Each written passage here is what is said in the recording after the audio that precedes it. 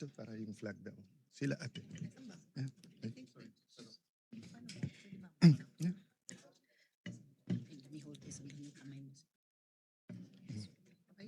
Okay. Oath of office. I state your full name, I, Alan Peter Shram Cayetano, having been elected to the position of Senate President, having been elected to the position of Senate President, do hereby solemnly swear do hereby solemnly swear that I will well and faithfully discharge, that I will well and faithfully discharge, to the best of my ability, to the best of my ability, the duties of my present position the duties of my present position, and of all others I may hereafter hold, and of all others I may hereafter hold, under the Republic of the Philippines. under the Republic of the Philippines, That I will support and defend the Constitution of the Philippines, that I will uphold and support, that I will support and defend the Constitution of the Philippines, that I will obey the laws, legal orders, and decrees that I will obey the laws, legal orders, and decrees promulgated by the duly constituted authorities,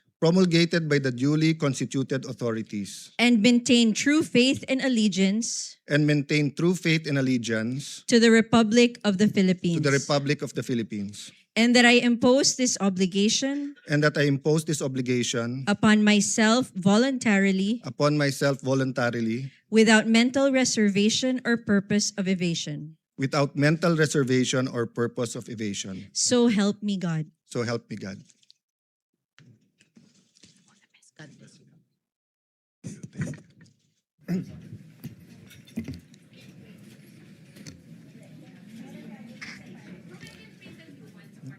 For I know the plans I have for you, plans to prosper you and not to harm you, plans to give you hope and a future. Yan po ang nasa Jeremiah 29:11 na naging isa sa core na paniniwala ng aking pagkatao at pananampalataya. Gusto ko po si Propetang Jeremiah dahil siya po ay nirerespeto at pinaniniwalaan ng Muslim, Hudyo at Kristiyano. Sa mundo ngayon na in crisis, buong mundo na in crisis because of the US-Iran-Israel war, napakahirap minsan paniwalaan na may magandang plano. But I'm always reminded that though people may be liars, God never lies. Though we may be weak, He is strong. But we are reminded that if He has a plan, we have to do the right thing. So let me be explicit. Our job together, my job, is to serve you, dear senators, to serve this nation, to serve God above all, and to do what is right. Napakahirap kung tutuusin po ang dinadaanan ng henerasyon na to. Kagabi po, kausap ko po ang pamangkin ni Senator Jinggoy, anak po ni Jackie, si Manu. Nakita po niya ako ng 2006 or 2007 or 2008 nung binisita ko ang kanyang lolo. At sabi ko sa kanya, grabe pala pinagdaanan ng generation nyo. During Duterte's time, depending on your lens, it was a human rights crisis. If you're pro-Duterte, it's a crisis of drugs, where illegal drugs did not only steal lives, did not only steal dreams, but it wrecked communities. It wrecked our government. Of course, if you are from the anti-Duterte lens, the human rights crisis was in the extrajudicial killings. But after enjoying almost 9 years of unprecedented economic prosperity during the Aquino time to the Duterte time, inabot po tayo ng pandemic.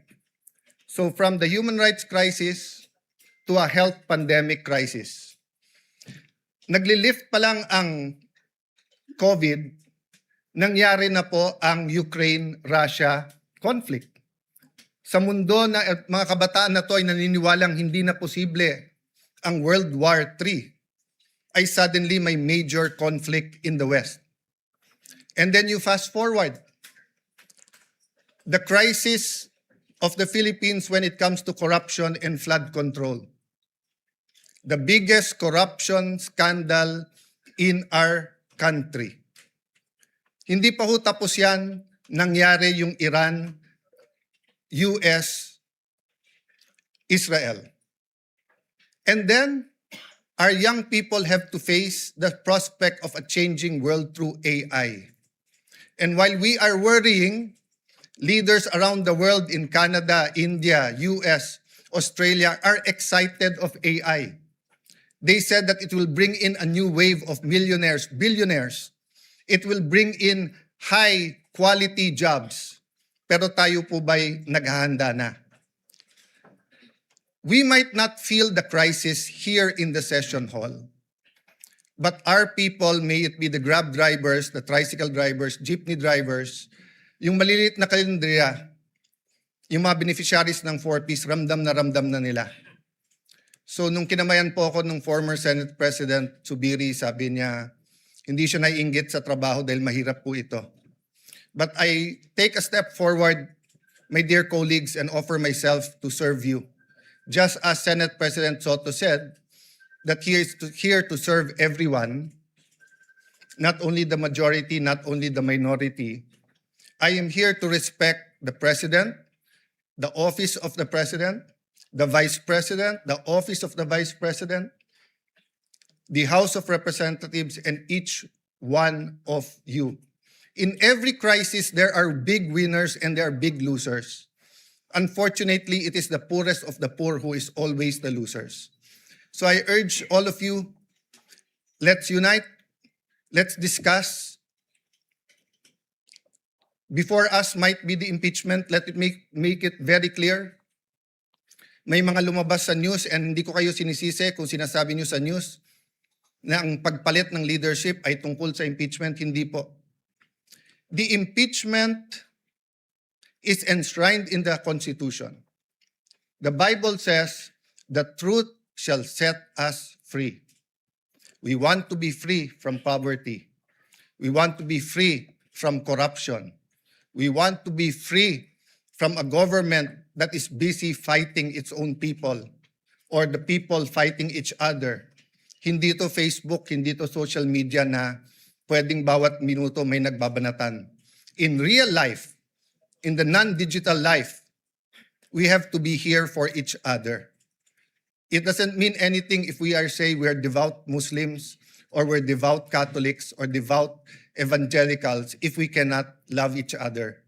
In the Senate, we might not like each other, but I think we can work each other and we can love each other. So let me make it clear.